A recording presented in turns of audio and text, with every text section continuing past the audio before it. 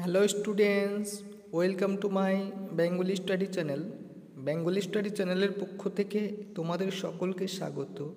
প্রিয় মাধ্যমিক শিক্ষার্থী বন্ধুরা, আজকের অনলাইন ক্লাসে আমি তোমাদের জন্য আলোচনা করব তোমাদের যে মধ্যশিক্ষা পর্ষদের টেস্ট পেপার ইতিমধ্যে প্রকাশিত হয়েছে, সেই মধ্যশিক্ষা পর্ষদ টেস্ট পেপারের বাংলা বিষয়ের পেজ নাম্বার 6 অর্থাৎ সেট নাম্বার 3 এর যে সকল এসএকিউ প্রশ্ন রয়েছে, সেই সকল এসএকিউ প্রশ্নের নিখুঁত নির্ভুল সমাধান নিয়ে আজকের ভিডিওতে আমি তোমাদের জন্য উপস্থিত হয়েছি। কারণ তোমরা সকলেই যেহেতু জানো যে তোমাদের এমসিকিউ প্রশ্নের সকল উত্তরগুলি টেস্ট পেপারে করে দেওয়া রয়েছে, সেই জন্য এমসিকিউ প্রশ্নের উত্তরগুলি আমি আর তোমাদের সামনে পরিবেশন করছি না। তাই শুধুমাত্র এসএকিউ প্রশ্নের নিখুঁত নির্ভুল সমাধানগুলো তোমাদের আমি একে একে করে দেব। তাই আলোচনা শুরু করার পূর্বেই তোমরা যারা নতুন আমার এই চ্যানেলে ভিডিও দেখছো, তারা অবশ্যই আমার এই চ্যানেলটিকে সাবস্ক্রাইব করবে এবং পাশে থাকা বেল আইকন বেলটি প্রেস করে অল নোটিফিকেশন অন করে দেবে, যাতে করে আমার ভিডিও ছাড়ার সঙ্গে সঙ্গে সবার আগে তোমাদের কাছে পৌঁছে যায়। তাই দেরি না করে চলো শুরু করি আজকের মূল আলোচনা। 2-এর 1 নম্বরের 1-এর প্রশ্নটি চলো আমরা দেখে নিই। লেখার প্রকৃত মূল্য বুঝলে নতুন মেশোই বুঝবে। মেশোর কোন পরিচয়ের কারণে তপনের এমনটা মনে হয়েছে? চলো এই প্রশ্নের সঠিক উত্তরটি আমরা দেখে নিই।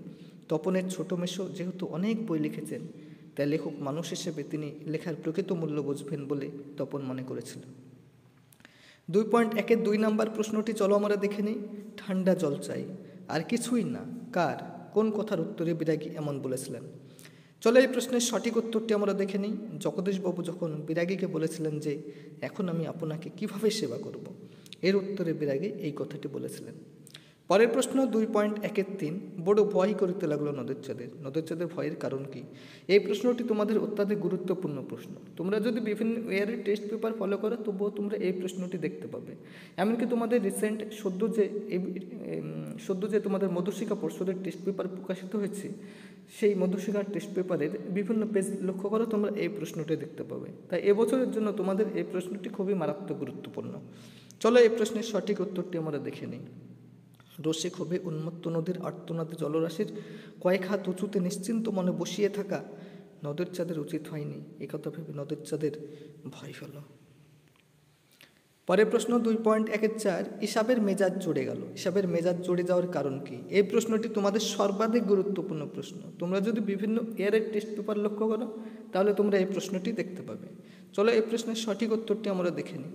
কারণ কালিয়া এক প্রকার জোর করেই অমৃতের সঙ্গে কুস্তি শুরু করে দিয়েছিল। পরের প্রশ্ন 2.1-এর 5 নম্বর, আগে না মাইরে খাই নেকে, কি খাওয়ার কথা অস্বীকার করেছে? চলো এই প্রশ্নের সঠিক উত্তরটি আমরা দেখি। গিরিশ মহাপাত্র গাঁজা খাওয়ার কথা অস্বীকার করেছে।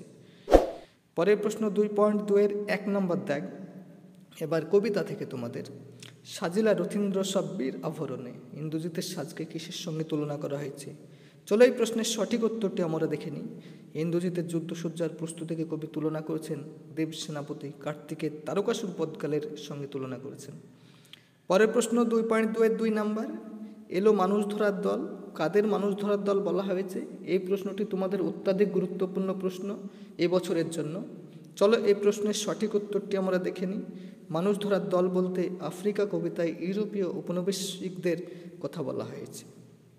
পরের প্রশ্ন 2.2-এর 3, আমাদের পথ নেই কোনো, পথের বাধাগুলি কি কি? চলো এই প্রশ্নের সঠিক উত্তরটি আমরা দেখে নিই। পথের বাধাগুলি হলো আমাদের ডান পাশে ধস এবং বায়ে গিরিখাদ, আর মাথার উপরে বোমারু, পায়ে পায়ে সীমানের বাঁধ।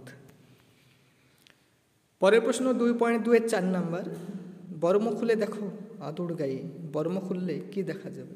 চলো এই প্রশ্নের সঠিক উত্তরটি আমরা দেখে নিই। কবি জগৎবাসীকে, বিশেষ করে সমাজের স্বার্থান্ধ মানুষদেরকে আদর গায়ে মাথায় ময়ূর পাল্লক গোজা ঋষি বালকের গান ও তার প্রভাব দেখতে বলেছে। পরের প্রশ্ন 2.2-এর 5, শ্রীযুক্ত মাগন গুণী, মাগন কে? চলো এই প্রশ্নের সঠিক উত্তরটি আমরা একবার চোখ বুলিয়ে নিই। রোসাংয়ের রাজা থদে মিস্তারের অমাত্য বা মন্ত্রী ছিলেন মাগন ঠাকুর, যার পৃষ্ঠপোষকতায় আলাউল পদ্মাবতী কাব্যটি রচনা করেন। পরের প্রশ্ন 2.3-এর 1, কালি তৈরি সম্পর্কে প্রবীণদের ছয়টি কি? এটা এবার তোমাদের প্রবন্ধ থেকে। চলো এই প্রশ্নের সঠিক উত্তরটি আমরা দেখে নিই। কালি তৈরির বিষয়ে প্রচলিত প্রবাদটি হলো তেল ত্রিফলা শিমুল সালা, ছাগ দুগ্ধে করি মেলা, লোহপাত্রে লোহাই ঘষি, ছিঁড়ে পত্র না ছাড়ে মসি। পরের প্রশ্ন 2.3-এর 2, কঙ্কাবতী ও ডম্রধর এর লেখক কে? চলো এই প্রশ্নের সঠিক উত্তরটি আমরা দেখে নিই। ত্রৈলোক্যনাথ মুখোপাধ্যায়। পরের প্রশ্ন 2.3 কত সালে কলকাতা বিশ্ববিদ্যালয় পরিভাষা সমিতি তৈরি হয়? চলো এই প্রশ্নের সঠিক উত্তরটি আমরা দেখে নিই। 1936 সালে। এই প্রশ্নটি তোমাদের অধিক গুরুত্বপূর্ণ প্রশ্ন। তোমরা যদি বিভিন্ন ইয়ারের টেস্ট পেপার ফলো করো তবুও তোমরা এই প্রশ্নটি দেখতে পাবে। পরের প্রশ্ন 2.3-4 আলংকারিকরা শব্দের কোন ত্রিপদে কথা বলেছেন? এই প্রশ্নের সঠিক উত্তরটি হলো অভিধা লক্ষণা ব্যঞ্জনা। পরের প্রশ্ন 2.4-1 সম্বন্ধ পদকে কারক বলা হয় না কেন? চলো এই প্রশ্নের সঠিক উত্তরটি আমরা দেখে নিই। সম্বন্ধ পদের সঙ্গে ক্রিয়াপদের সরাসরি সম্পর্ক থাকে না, অন্য পদের সঙ্গে সম্পর্ক থাকে। এই কারণে সম্বন্ধ পদ কারক নয়, একে অকারক পদের মধ্যে ফেলা হয়। পরের প্রশ্ন 2.4-2 সংখ্যাকে চাচ্ছিলে হার মানাতে। সংখ্যাকে পদটির কারক ও বিভক্তি নির্ণয় করো। চলো এই প্রশ্নের সঠিক উত্তরটি আমরা দেখে নিই। কর্মকারকে কে বিভক্তি।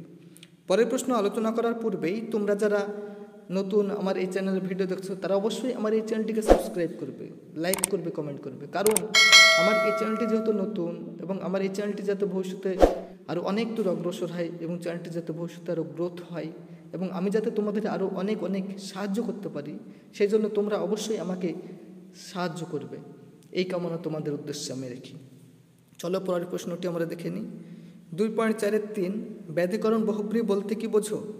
চলো এই প্রশ্নের সঠিক উত্তরটি আমরা দেখে নিই। যে বহুব্রী সমাসে সমসমান পদগুলির বিভক্তি আলাদা হয় তাকে ব্যাধিকরণ বহুব্রী সমাস বলে। যেমন বিনা পানিতে যার, বিনা পানি।